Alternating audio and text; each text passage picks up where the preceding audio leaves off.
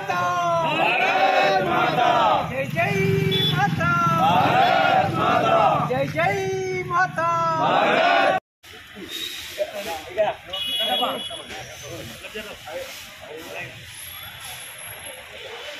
नरेंद्र मोदी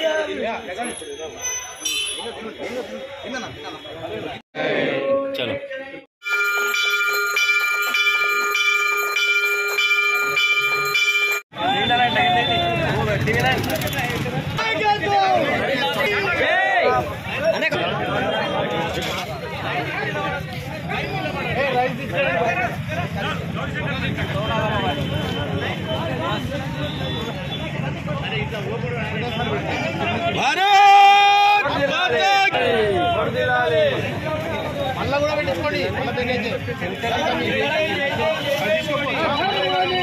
घर मोदी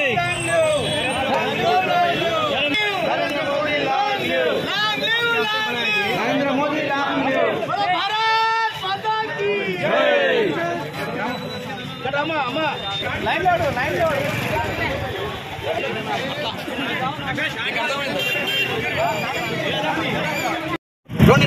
ప్రాంతాలు కావచ్చు మహారాష్ట్ర కొన్ని ప్రాంతాలకు స్వతంత్రం లభించింది మాత్రం సెప్టెంబర్ 17, 1948 నిజాం నిరంకుశ కర్కశత్వ పాలన నుంచి మనకు విముక్తి లభించింది. మీ అందరూ కూడా చరిత్ర తెలవాల్సిన అవసరం ఉంది. సమయం లేదు కాబట్టి అవన్నీ చెప్పలేము కాబట్టి ఒకటే చెప్తా ఉన్నాం ఏంటంటే చరిత్ర తెలుసుకోండి. వాస్తవంగా కూడా ఏ విధంగా మన తెలంగాణ ప్రాంతంలో ఏ విధంగా మన ఈ హైదరాబాద్ సంస్థానంలో నిజాం కర్కశత్వం ఏ విధంగా ఉండే, రజాకర్ల ఆగడాలు ఏ విధంగా ఉండే, మన ఆడబిడ్డల పైన మన ప్రజల పైన ఏ విధంగా దారుణాలు చేసేరు, అత్యాచారాలు చేసేరు. ఆనాడు వాస్తవంగా జలియన్వాలా బాగ్ ఘటన అంటే మనం అందరికీ తెలుసు.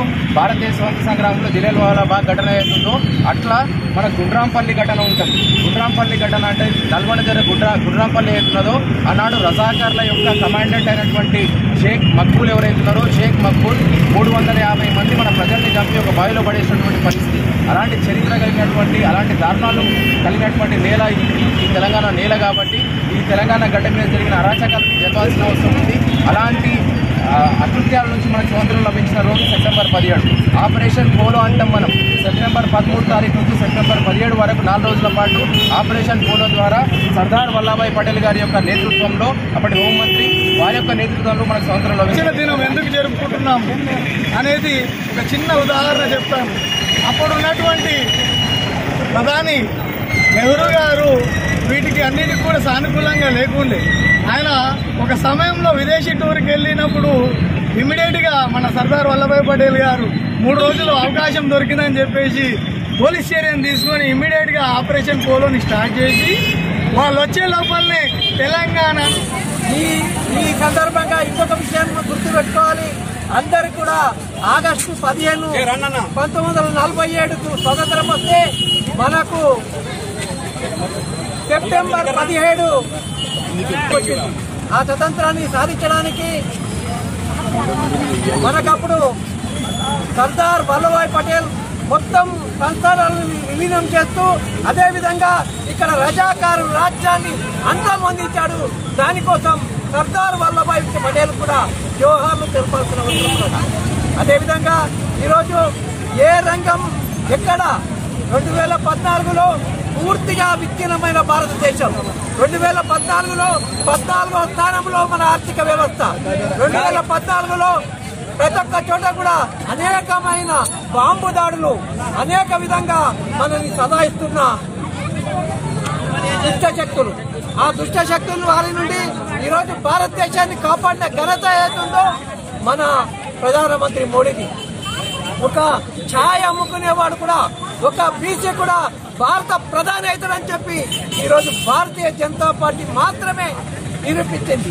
అదేవిధంగా ఈరోజు మనకు ఈ కార్యక్రమాలన్నీ చూస్తుంటే ఒకవైపు 75 సంవత్సరాలకి అడుగు పెడుతుంటే ఈరోజు భారతదేశం 3వ స్థానంలో ఉంది. 2-3 నెలల్లోనే అటు అమెరికాని కిందికి దొబ్బేసి మనం అగ్రస్థానానికి పోతున్నాం. చైనా తర్వాత మనం ఆ తర్వాత చైనాను కూడా అగ్రస్థానానికి దింపేసి భారతదేశమే అగ్రస్థానంలో నిలుస్తుంది. ఆ విధంగా భారతదేశాన్ని నడిపిస్తున్న నరేంద్ర మోడీకి మనం తెలంగాణ ఒక సంవత్సర కాలం పైగా నిజాం రక్కసి పాలన అనేక రకాల విచక్షణారహితమైనటువంటి మారణ హోమాలకు బలైపోయినటువంటి తెలంగాణ గడ్డ అప్పుడున్నటువంటి నెహ్రూ గారు కాంగ్రెస్ ప్రభుత్వం అధికారంలో ఉన్నప్పుడు కూడా ఈ యొక్క ఆలోచన అటువంటి ధ్యాస లేకుండా ఈ భారత సంస్థ ఈ తెలంగాణ హైదరాబాద్ సంస్థానాన్ని భారతదేశంలో విలీనం చేయడం కోసం అనేక రకాలైనటువంటి ప్రయత్నాలు ఒకవైపు సర్దార్ వల్లభాయ్ పటేల్ గారు ప్రయత్నం చేస్తూ ఉంటే ఆయనకు మద్దతు తెలపకుండా ఏమాత్రం కూడా చిత్తశుద్ధి లేకుండా ఆయన నిర్లక్ష్య వైఖరికి ఇవాళ తెలంగాణలో అనేక రకాలైనటువంటి ఆడపిల్లల్ని వివస్త్రలు చేసి బతుకమ్మలాడిపించినటువంటి దుస్సంఘటనల చరిత్రలో మిగిలిపోతే వాటిని కప్పిపెట్టి మైనార్టీల సంతుష్టీకరణ పేరు మీద ఓటు బ్యాంకు రాజకీయాలు చేస్తూ ఇప్పటికి కూడా ఈ తెలంగాణ విమోచన దినోత్సవాన్ని తెలంగాణ మలిదశ ఉద్యమంలో అనేక రకాల ప్రగల్భాలు పలికినటువంటి కేసీఆర్ ప్రభుత్వం ఇప్పుడున్నటువంటి కాంగ్రెస్ ప్రభుత్వం కూడా ముస్లిం ఓట్లకు భయపడి తెలంగాణ విమోచన దినోత్సవాన్ని అధికారికంగా ప్రకటించడంలో అధికారికంగా నిర్వహించడం లోపల మీకు అవుతున్న నొప్పెంటని చెప్పేసి మేము ఇవాళ ప్రశ్నిస్తా ఉన్నాం.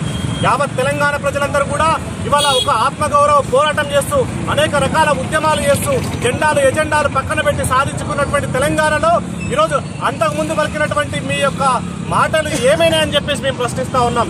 ఎట్టి పరిస్థితుల్లో కూడా రేపు భారతీయ జనతా పార్టీ అధికారంలోకి వచ్చిన వెంబడే ఈ ప్రాంతాల్లో ఖచ్చితంగా తెలంగాణ విమోచన దినోత్సవాన్ని అధికారికంగా అంగరంగ వైభవంగా స్వతంత్ర వేడుకలు తెలంగాణ వ్యాప్తంగా జరుపుతాయని చెప్పి సందర్భంగా తెలియజేస్తా ఉన్నాం. కాబట్టి మిత్రులారా, ఇవాళ ఈ తెలంగాణలో జరిగినటువంటి అనేక దురాఘాతాలను తెలుసుకోవాల్సినటువంటి బాధ్యత మనందరిపైన ఉందని చెప్పి తెలియజేస్తూ రాబో రోజుల్లో ఖచ్చితంగా ఈ తెలంగాణ విమోచన దినోత్సవాన్ని మనం సగర్వంగా జరుపుకుందామని చెప్పేసి తెలియజేస్తూ ఈ అవకాశం ఇచ్చిన పెద్దలందరూ కూడా నమస్కారాలు తెలియజేస్తూ